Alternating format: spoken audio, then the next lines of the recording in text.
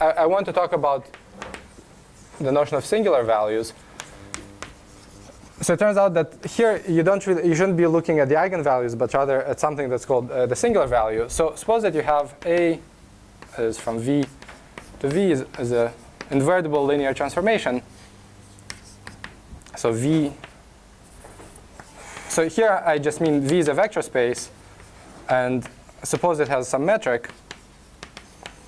Then what are its singular values? Well, you know that A times A adjoint is symmetric. So it's a symmetric matrix. So the spectral theorem tells you that this matrix A adjoint is K Dk inverse. Second.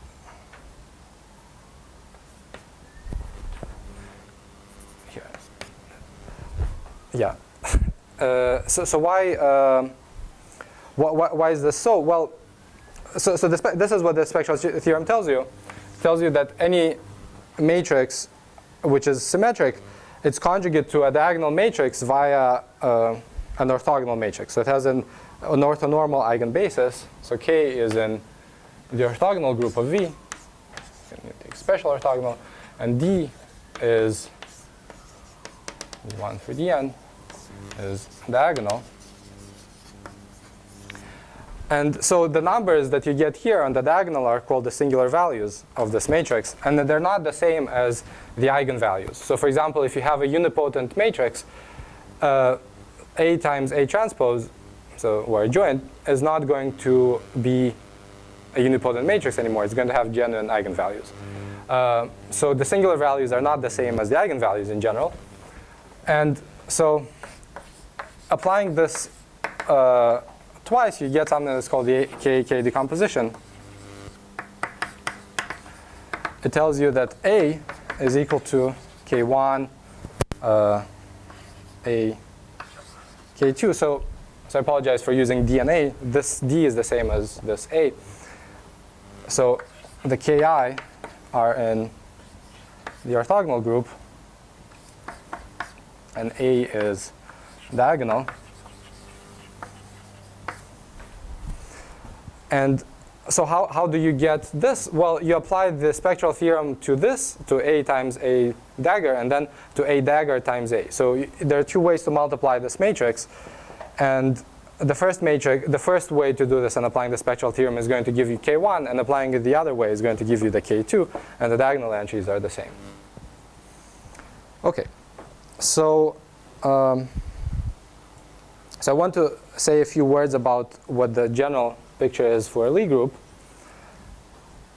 So you have an analog of this for Lie groups.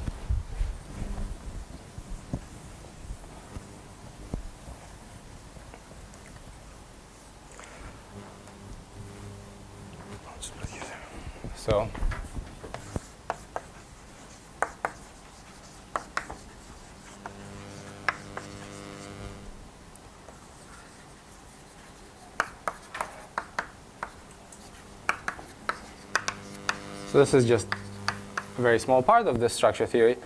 But so assume that G is some semi-simple Lie group. So if you don't have much experience with this, the simplest case is just think about SL and R. And then you have K in G is something that's called a maximal compact subgroup. In this case, you can think of SO and R.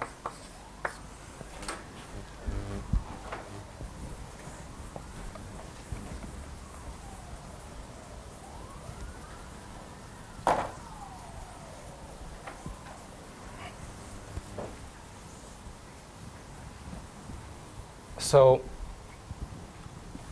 if you can look at the Lie algebra of G, and so this Lie algebra will decompose accordingly as the Lie algebra of the compact subgroup, and P is a complement. So you have something that's called a Cartan involution.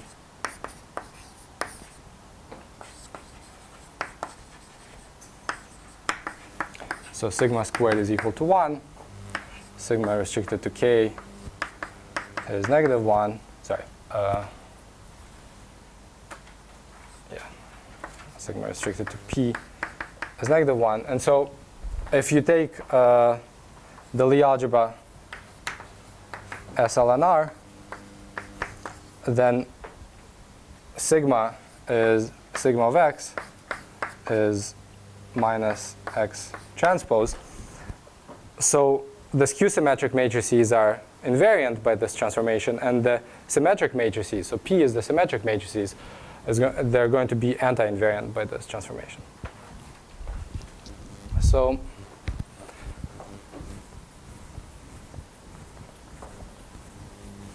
there's an extra bit of notation, which is you pick inside these symmetric matrices. So pick A inside P, something that's called maximal. In this case, split Cartan subalgebra. Again, if you think about P as the symmetric matrices, in SLNR, then A you can think of as the diagonal matrices.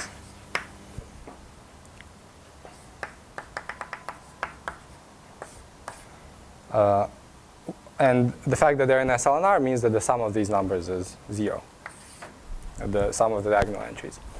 So you also have what's called the positive Weil chamber, and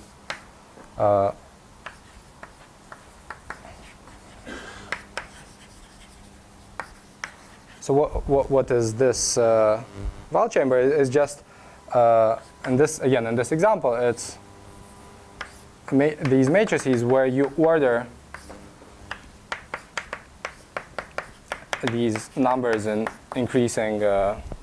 You just order them in increasing you order them, and the symmetric group acts on this, and this is the Weil group, and so you're just choosing a fundamental domain for the action of the symmetric group by ordering them.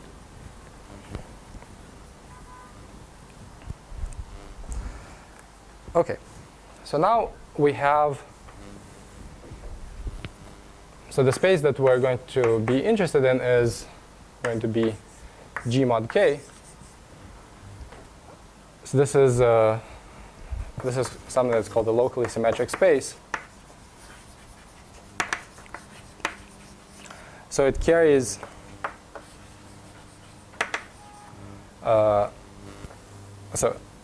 it has a natural metric whose curvature is non-positive.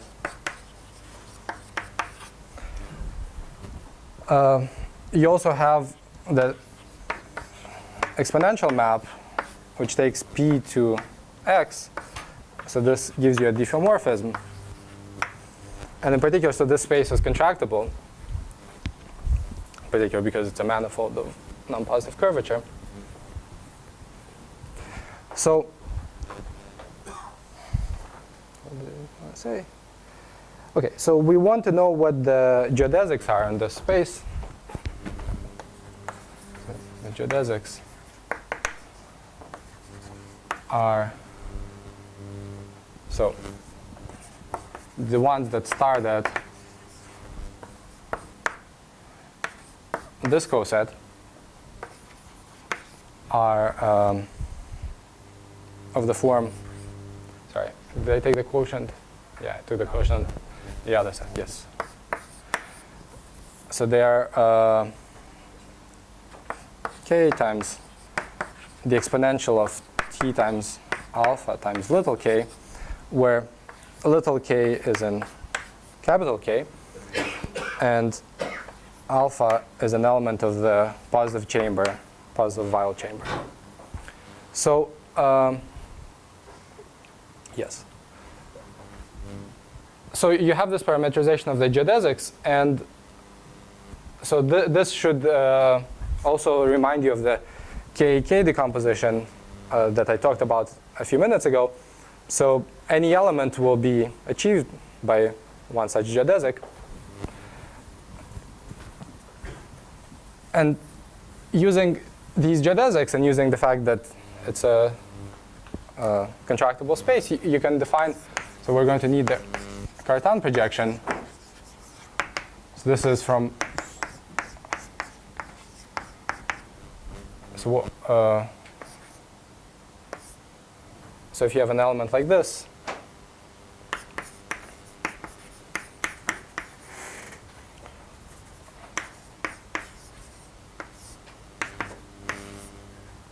so you look at, so this is your x, here's the base point, and you look at your little x, and here, and you ask in what direction should you send the geodesic, and you see I removed the little t from here, so you're looking at the exponential map with this, of this particular size. So if the point is far away, then this alpha is going to be quite large, and so you just want to remember this, this number. And so I'll give you maybe an example that is perhaps more familiar. For example, the hyperbolic space, two-space hyperbolic plane, which is SL2R mod SO2R. And so here,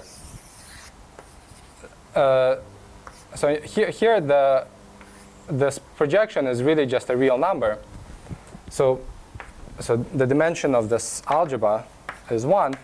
And so you're really just specifying, so R is, so R of x is essentially the distance from the identity to x.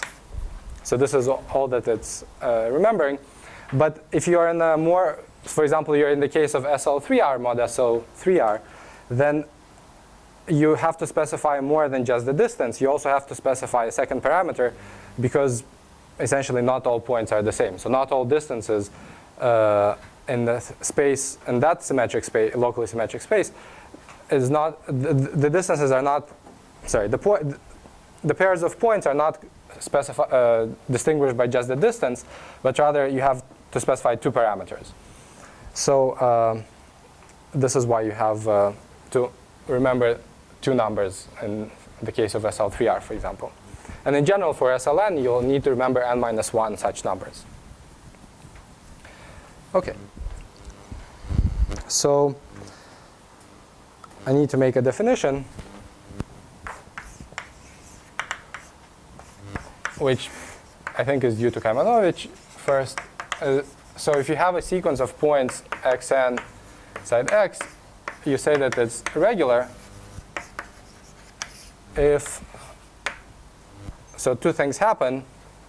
Well, one thing happens. So there exists a geodesic gamma, 0 to infinity, to x, geodesic,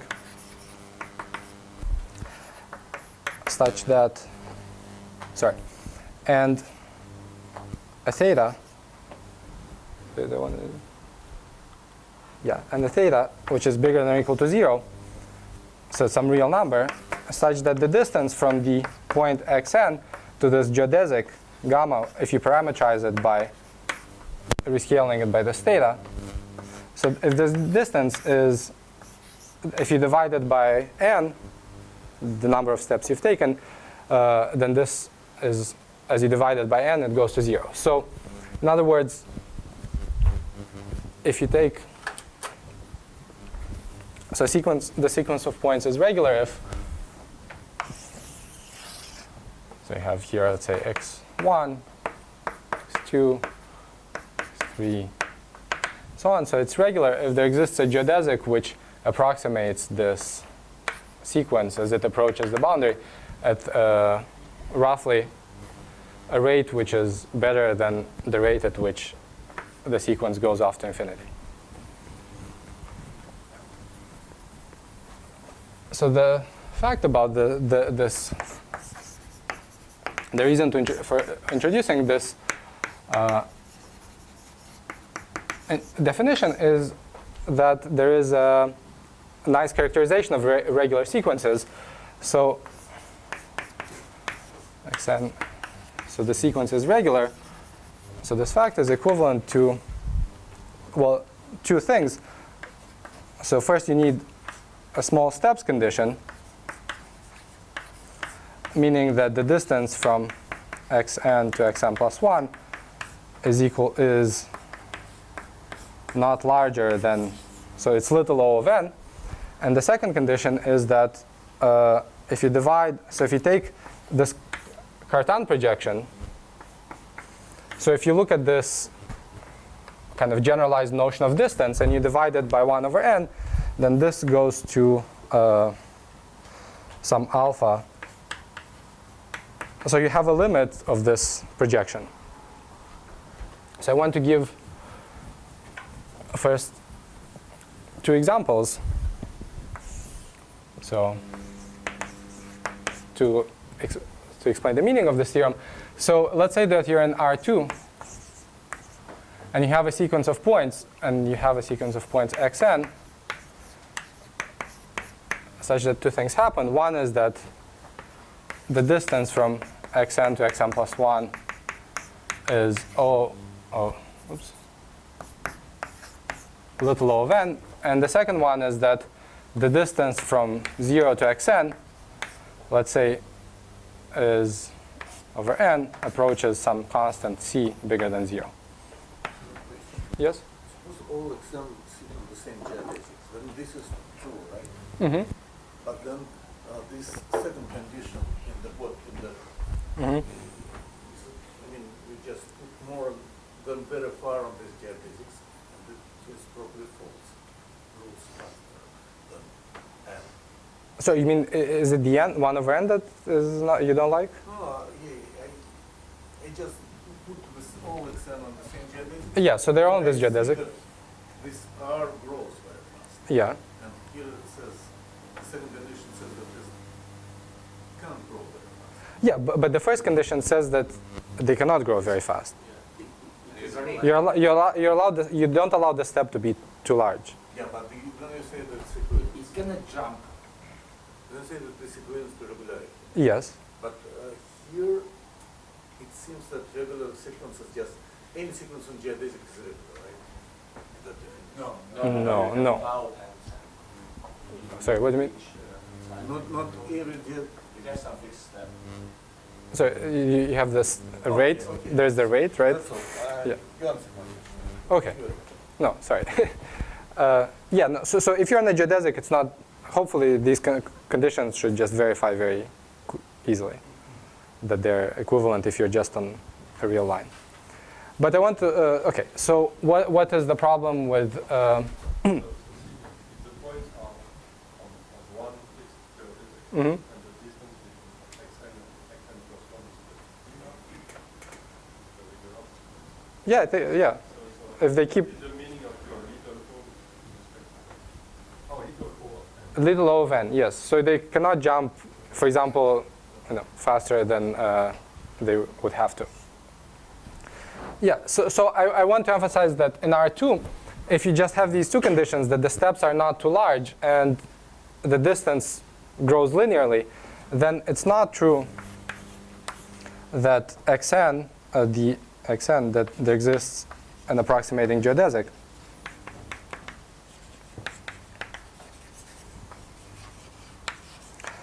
And the way to build it is to try to build something that looks like a logarithmic spiral. So you take these kinds of steps. Even in rank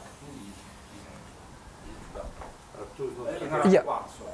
Even in rank 1 What do you mean? Rank 1? space. No, it's true in hyperbolic space. So the correct condition here is not just that the distances converge, but also that the direction converges. So you need to require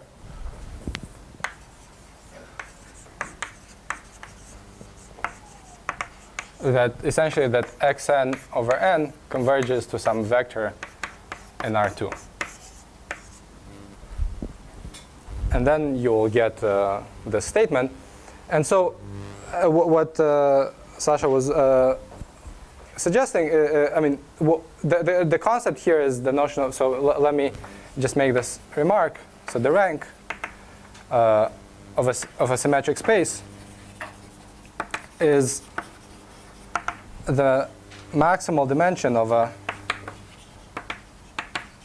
totally geodesic Rn inside X. So if X is your symmetric space, you look at the maximal dimension of a totally geodesic embedding. So this is called a flat. And so the rank, and with a notation from the previous boards, is that it's the dimension of this A. So you're essentially requiring, and it's the dimension of A is exactly also how many numbers you have specified here. So you're really requiring that if you're in a flat direction, then you really have convergence of the direction, not just of the distance. But if you're somehow away from the flats, then you're in kind of good shape. OK, so let me sketch a proof of this theorem, which is in a special case, but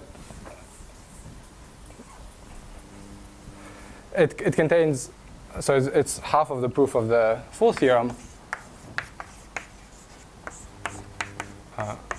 So in the hyperbolic plane, so this is the rank equals 1. So what are we assuming? So we have two things. We have that the distance from xn to xn plus 1 is not too large. And the distance from the base point to xn is, let's say, some theta times n. So it converges to theta times n. So we want to show that essentially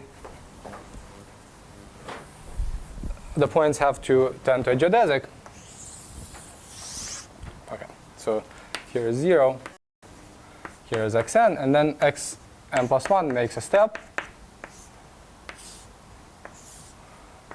And so let's call phi n. So phi n is the angle between xn, the origin, and xn plus 1. And let me call this angle, so beta n plus 1. So beta n plus 1 is the angle that you see over here. So it's the angle between xn, xn plus 1, and the origin.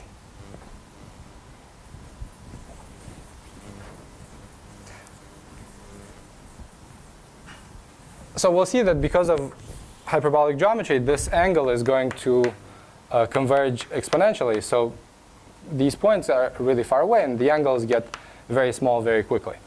So what the law of sines in hyperbolic space tells you is that if you have these triangles, then the sine of alpha divided by the hyperbolic sine of the side is equal to the sine of beta over. And the same for C. So I'm not going to write it down. So let's try to see what this tells us here. It tells us that the sine of this angle, so it tells us that the sine of phi n is equal to the sine of this angle, sine of beta n plus 1, times the ratio of this side to this side. So you have sinh of the distance from, so here at the bottom you have the distance from 0 to xn, and on the top you have the distance from xn to xn plus 1. Sorry, sinh of this quantity. So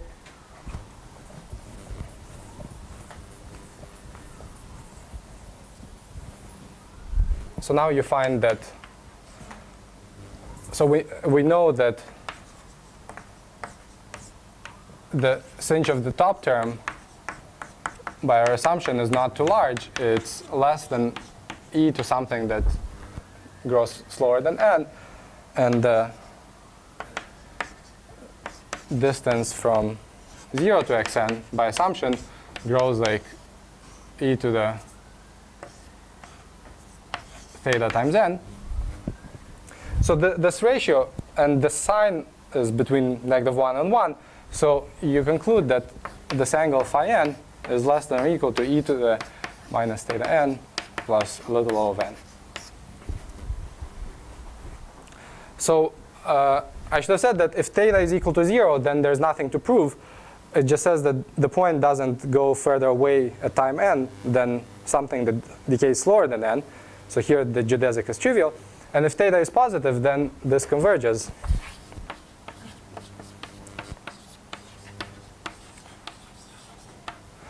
And so you can define the geodesic, and it will approximate everything.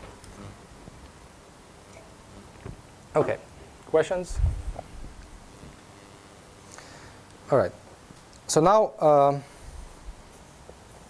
I'll try to explain why is this related to the Oscillatus theorem.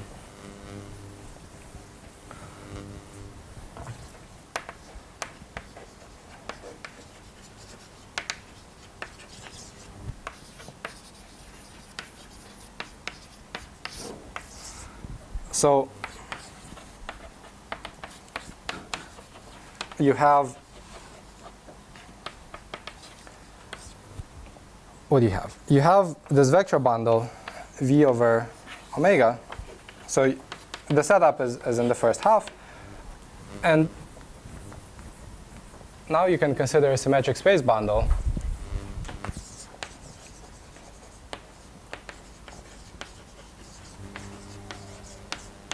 So I define x over omega. So x omega, the fiber over a point, is just the orthogonal group of the fiber divided by, if you want, GLN or SLN of the fiber. So you can fix a volume form if you like, or you don't have to. And so, I mean, the symmetric space is the same, but it depends on the fiber. So it's a bundle of symmetric spaces. They're all the same, but not in an obvious way. So the metric is the same as a section, let's say G0 from omega. So this is a metric on V, is the same as a section from omega to this x. So why is, so again, this is a side remark which I should have made earlier. So this SLNR mod SONR is essentially the space of Euclidean metrics on Rn. So you see, if you have G in SLNR, then you have the following metric. The norm of V with respect to the determined metric is the fixed norm, the fixed Euclidean norm that you have. And if you multiply G on the left by an orthogonal matrix, you're not changing this quantity. So really this space, you have, at least I've defined a map from here to Euclidean metrics.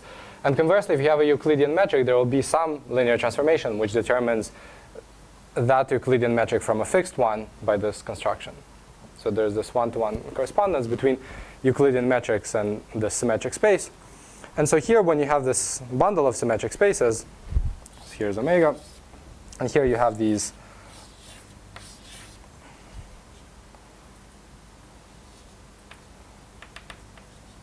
these symmetric spaces, and you have a metric.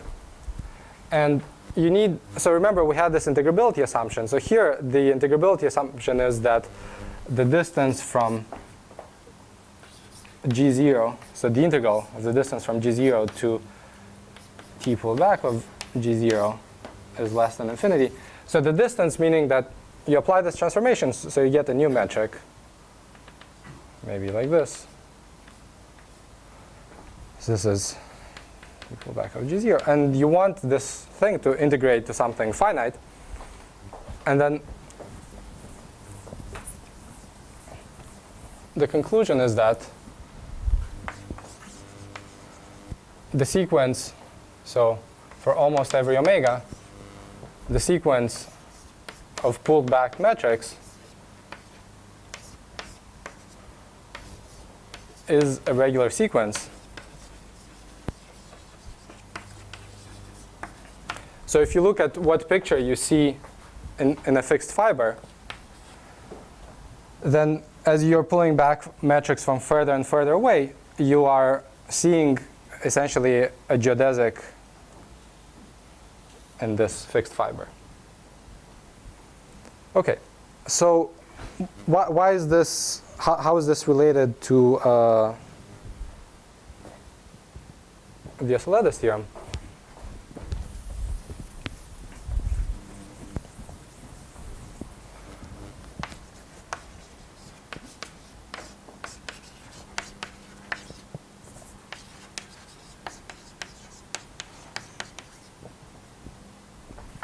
So the point is that, so remember, in Archimedes we were interested in the norms of a vector as you iterated many times, and you're using the fixed metric that you looked at. And then here, this is the same by that definition as the pullback metric n times the fixed metric. So computing the norm of a vector with respect to this metric from far away is the same as computing the metric of this vector with a pulled back metric. So there's not too much content in this. But the point is that the Archimedes theorem is interested with this quantity, whereas this theorem is about this quantity, but they're the same.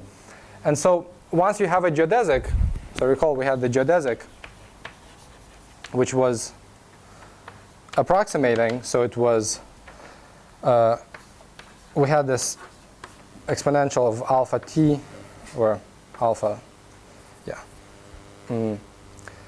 alpha t and then capital K.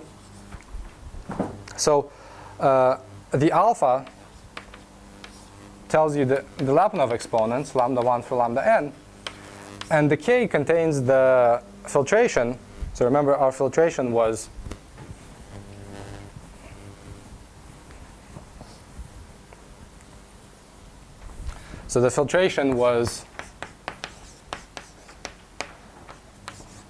v less than or equal to lambda I, which is contained.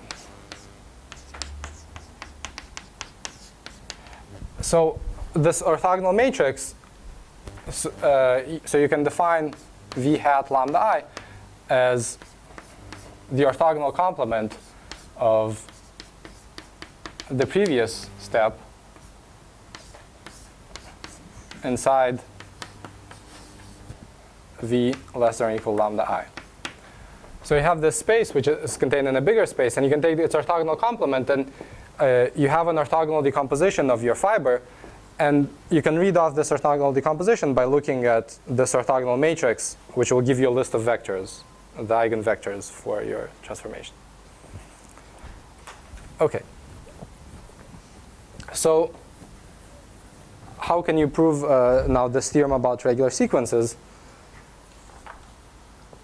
So for this you need Kingman's theorem. So this is a generalization of the Birkhoff-Ergodic theorem. So it says the following. So you have the same setup as before, and you have a transformation t, and now you have a sequence of functions an from omega to r satisfying the subadditivity property. So the subadditive sequence, it being a subadditive sequence, means that it satisfies this kind of inequality.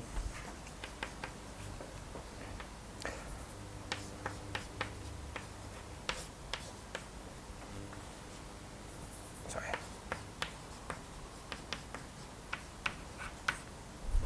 So if you have a function from omega to r, then you can define an of little omega to be the sum of this function, the average of this function.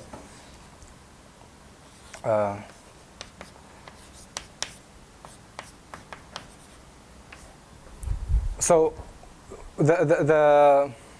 this inequality says the following. So you have omega, you have t to the n omega, and t to the n plus m omega. And you have, so it's saying that if you evaluate the function here for n steps, and then you add up what you get on this segment, this is the second term, you get something that's larger than what you have gotten by composing this. So I'll give you a natural example, and you'll see how this applies to our setup in a moment. But the conclusion is then that for almost every omega, you have the integral, so you have the following convergence.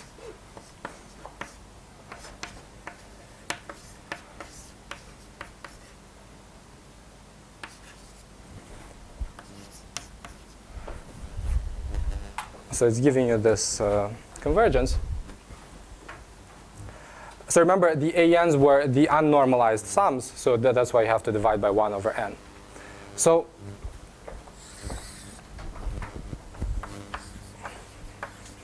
a simpler version of this theorem is that if you have a sequence of numbers, if an is a sequence of numbers in R, and an plus am is less than or equal to it's bigger than or equal to an plus m, then 1 over n an converges to the infimum of these quantities. So the sequence an over n converges, and it converges to the infimum as soon as you have this inequality. And so this theorem is a generalization to summing over orbits of this dynamical system. So how do you apply this, or what is the natural setup in which you apply this? So where do you get these kinds of subadditive sequences? So if you have, let's say, A and B, there are two matrices, then the operator norm of A times the operator norm of B is bigger than or equal to the operator norm of A times B. So then if you take logs, then you get this kind of subadditivity. And so now we can apply this in our setting. So we have, remember we have t from this, oops, sorry. So you have this vector bundle automorphism, and you define an omega to be the log of the norm of t to the n omega. So then subadditivity. So this property follows from considering here what happens at omega, at t to the n omega, and at t to the n plus m omega. So you have these two matrices which allow you to move from here to here and from here to here. And the inequality that I wrote over here, after you take logs, exactly tells you that this function satisfies this inequality. So Kingman's theorem tells you that you have convergence. So Kingman tells you that 1 over n log t to the n, so this operator norm, omega converges to some, it's called lambda 1, for almost every omega. Okay, and Sorry? That's it. Yeah, so almost. So we need, you see, theta was valued in something, we had to produce several numbers. So let me make the following remark. So let me go back to singular values. So if you have a matrix, so I forgot to mention this, but then we have the singular values, which were, let me call them sigma 1 through sigma n. No, let me call them lambda 1 through lambda n. And lambda 1 is the same as the operator norm of A. So here we have convergence of the first number, but we would like to get convergence of all of these numbers. But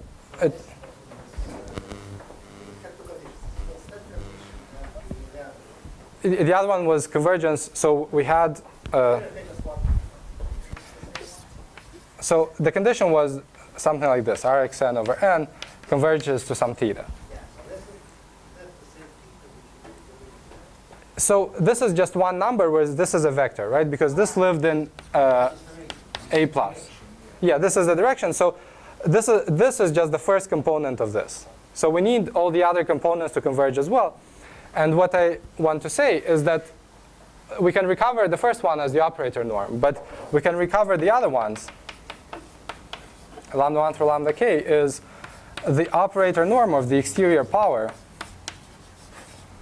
where lambda ka goes from the exterior power to itself.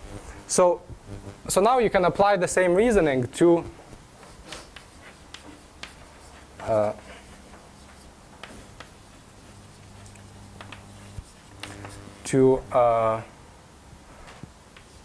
this this new vector bundle, and you'll get convergence of all of these guys. And the small steps condition comes essentially from the boundedness assumption that I made in the beginning, saying that this operator norm is not too large in the beginning, so you're not taking too big of a step. Okay, so this is roughly the sketch of the proof. So I want to end. Oh, I should really end soon. So I just want to end with one remark. So, two remarks. So Carson and Margulis, and then even more generally Carson and Ladrapia, they extended this to isometries. So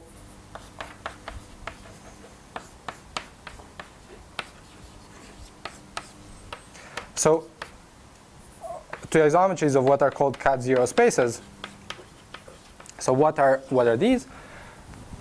So what have they extended? So the setup that they work in is you have x over omega. So this is a bundle of.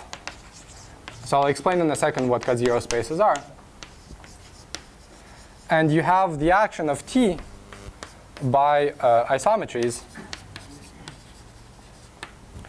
And you get the same kind of conclusion about the regularity of the sequence and an approximating geodesic. So now you've replaced matrices. You view matrices as isometries of this symmetric space, and you can just forget about the matrices and remember the symmetric space. And now you can plug in any symmetric, well, not just symmetric space, but a cat zero space. So what's a cat zero space? What's a cat zero space? In fact, they do this for more general spaces than cat zero spaces, and this has been generalized in various directions. So this is a form of non-positive curvature for metric spaces.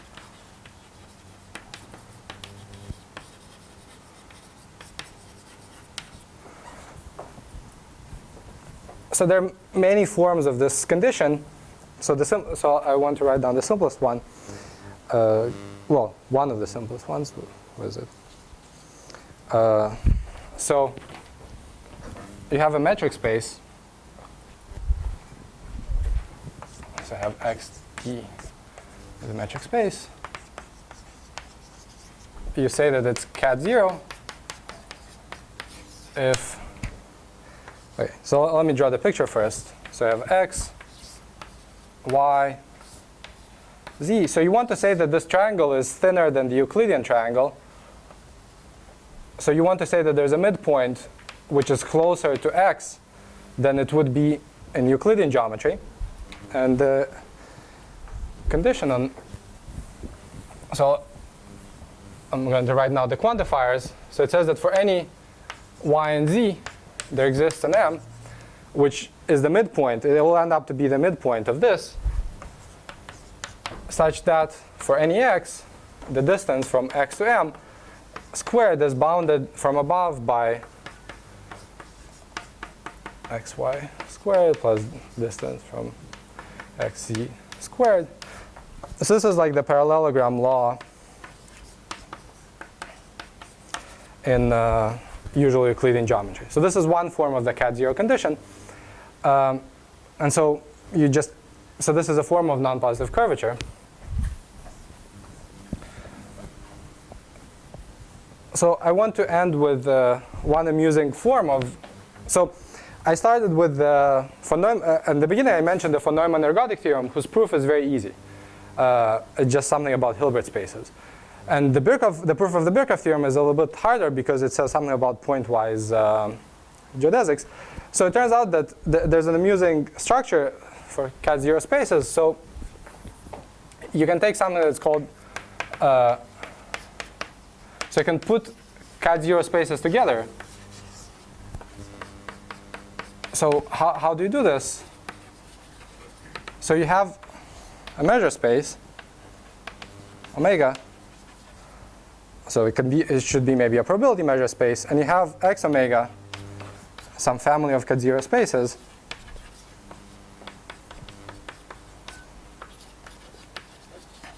So you can call it all of them curly x, and then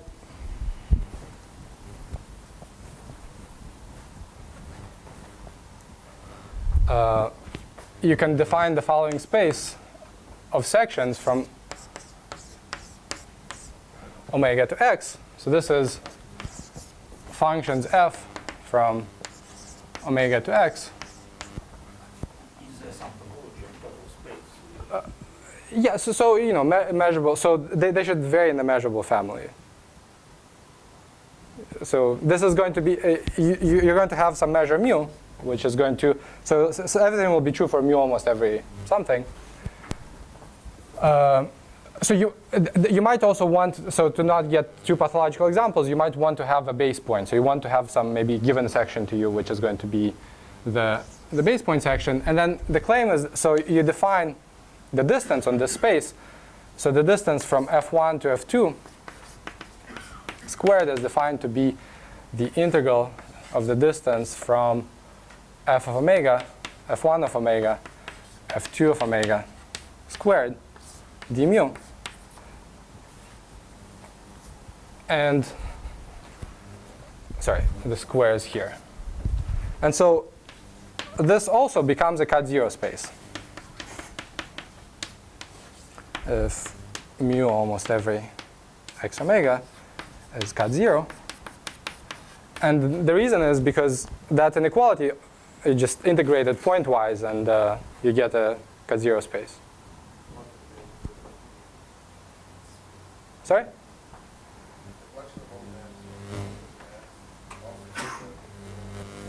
Yeah, so to not get something, to get something, you need to assume, for example, that there's a base section, and then you'll take all maps which are L2 integrable in this sense from that base section to have some examples. Yeah, so you have this section, and you want things to not be all too far away from this.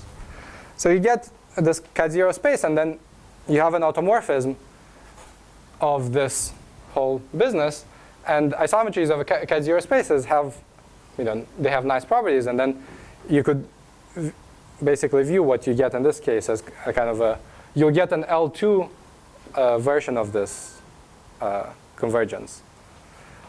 So you'll get that things are moving kind of in the L2 sense as these geodesics are. So if you iterate a section, you'll get, in the L2 sense at least, a geodesic almost ever. Okay, So this is all I had to say about this. Thanks.